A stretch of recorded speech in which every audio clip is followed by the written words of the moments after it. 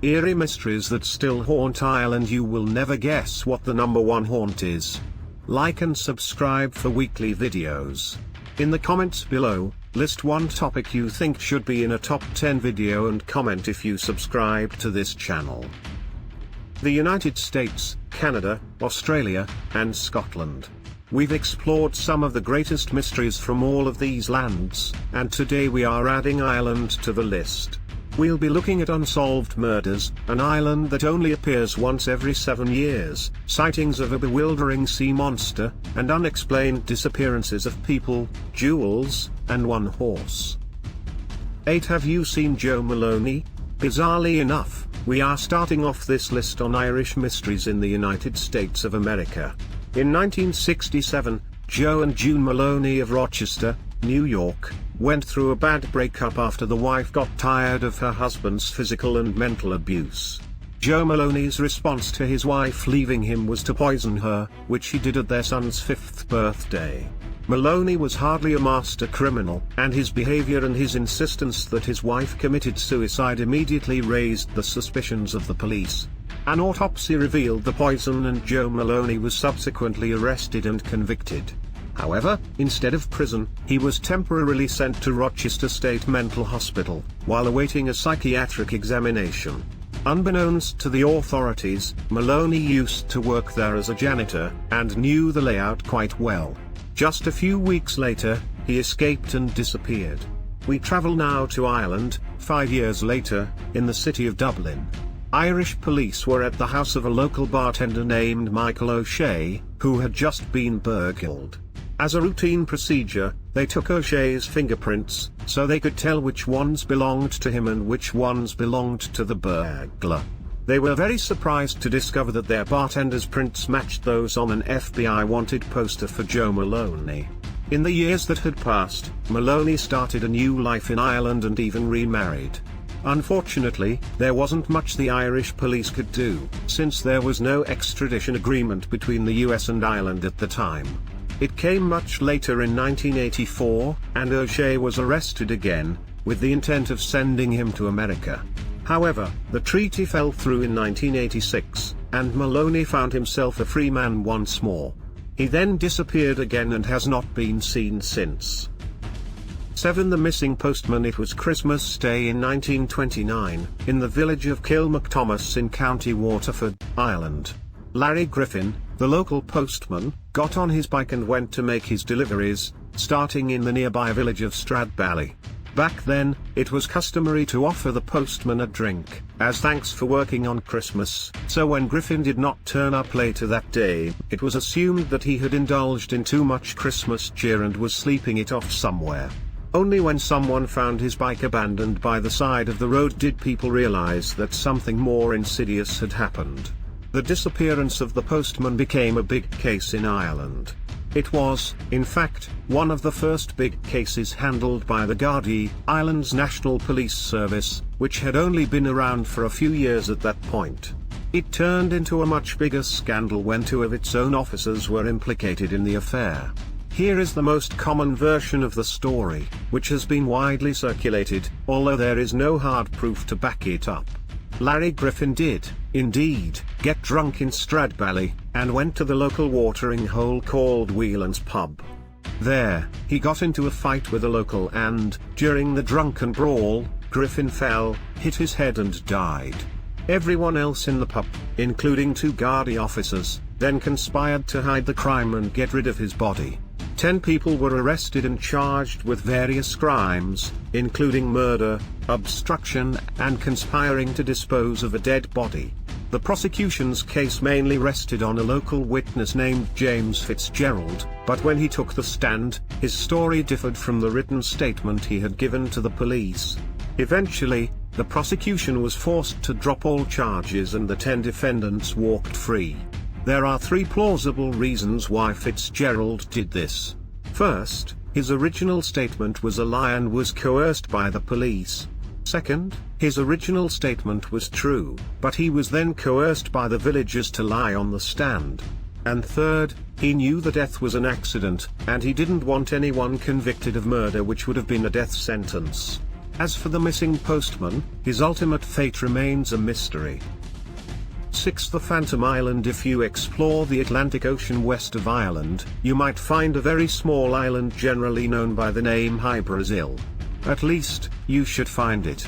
After all, it has been shown on maps for over 500 years, including on those made by renowned cartographers such as Mercator or Attilius. But this tiny island is, in fact, a product of myth and mystery, much like the famed lost city of Atlantis. The first known mention of this phantom land comes from 1325, in a nautical chart made by cartographer Angelino Dulcet, where he identifies the island of Brasil near Ireland. Later, a map made by Andrea Bianco in 1436 also named the Insula de Brazil. With each repeated mention, the existence of this island became more of a fact, and just a few decades later people started setting off in search of it. Some even claimed to have found it, such as the Irish Saint Brendan of Clonfert and the Italian explorer John Cabot. Perhaps its most famous visitor was the Scottish captain John Nisbet, who allegedly found the island while sailing through a heavy fog. Over the centuries, others have claimed to have seen the island appear and then vanish in front of their eyes. It became known as the Enchanted Isle, with stories that it only appears once every 7 years before disappearing again into the mists. 5. The Kilkee Sea Monster. Staying on the west coast of Ireland, we get closer to shore as we approach the small seaside town of Kilkee, in County Clare, which allegedly has its own giant sea monster similar to the creature in Loch Ness. Unlike Nessie, this one does not have a catchy name, but it has been described in a Victorian newspaper as having an enormous head, shaped somewhat like a horse, while behind the head and the neck was a huge mane of seaweed-looking hair which rose and fell with the motion of the water. It appears that several sightings of the Kilkee Monster were reported during the 19th century. This included one appearance in 1850 when the beast appeared to be sunning itself, and a more famous sighting in September 1871, when the sea creature was spotted by a whole group of people, including a well-known clergyman, while they were out walking at a spot known as Diamond Rocks. It was this last event that caused the story to be picked up by British and American newspapers, even including an illustration of how the monster supposedly looked. The same story also included an interview with pioneering marine biologist Philip Henry Goss, who opined that the creature was an example of an ancient race of marine reptiles thought to be extinct known as Inhaleosauria. 4. Who was Peter Bergmann?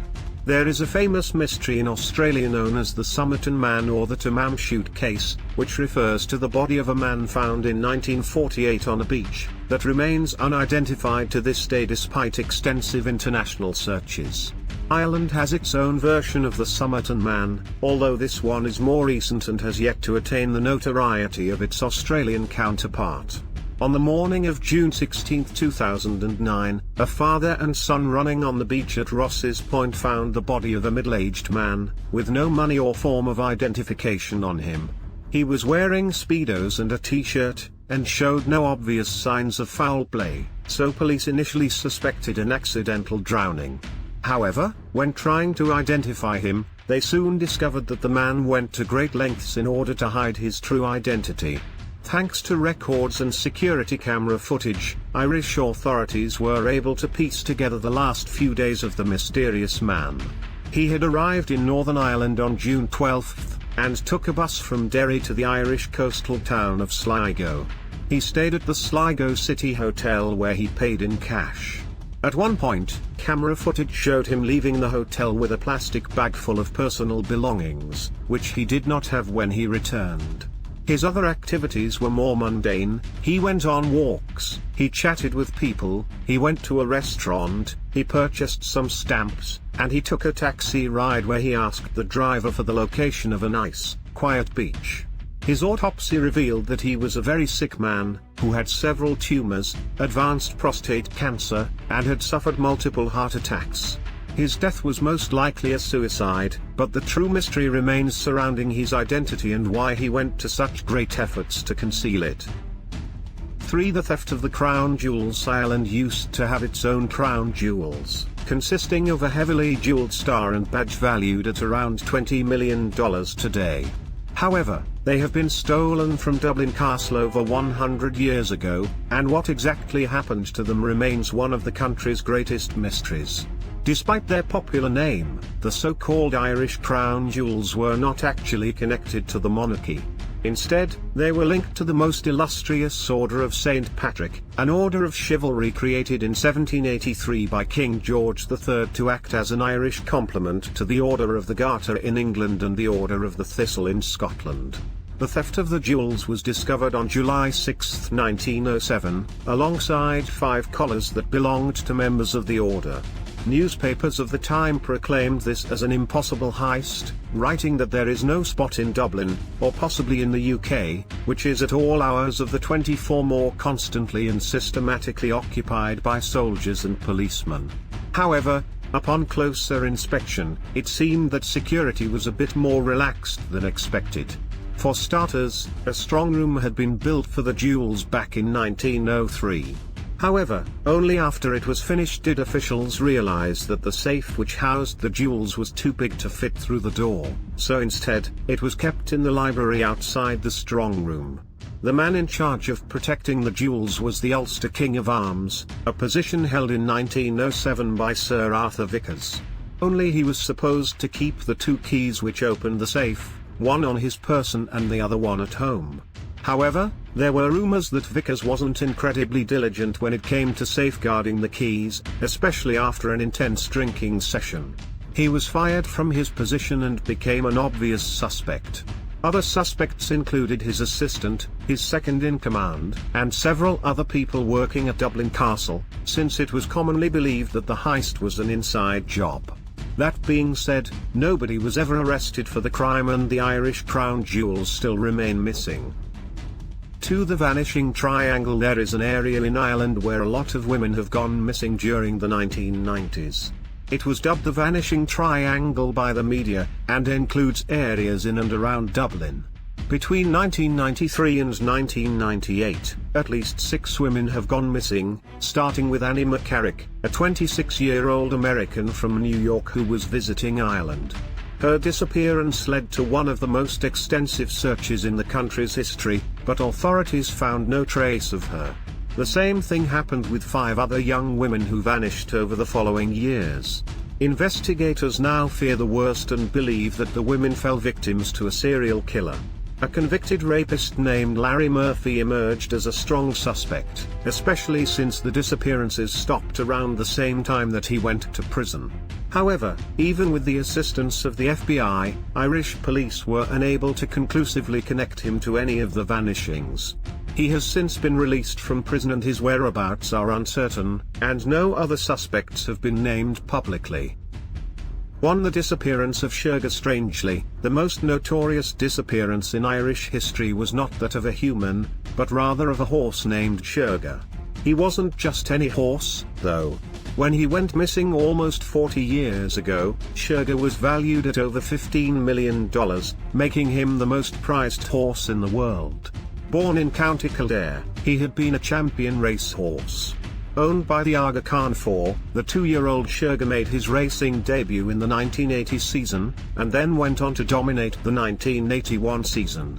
Afterwards, the owner decided to put him out to stud, and began selling dozens of shares as people were paying over $120,000 for the opportunity of having their mares impregnated by the champ. On February 8, 1983, a group of masked men armed with pistols and machine guns arrived at the Ballymoney stud where Sherga was kept. Some of them locked the people in a room at gunpoint while others loaded the animal into a horse box. They said that they wanted £2 million in exchange for the horse's safe return. The world never saw Sherga again. Negotiations didn't go well between the kidnappers and the syndicate that owned the horse. The latter were not satisfied with the proof of life sent by the former. They kept pushing for more, but this angered the kidnappers who, eventually, broke off all communications and never tried to make contact again.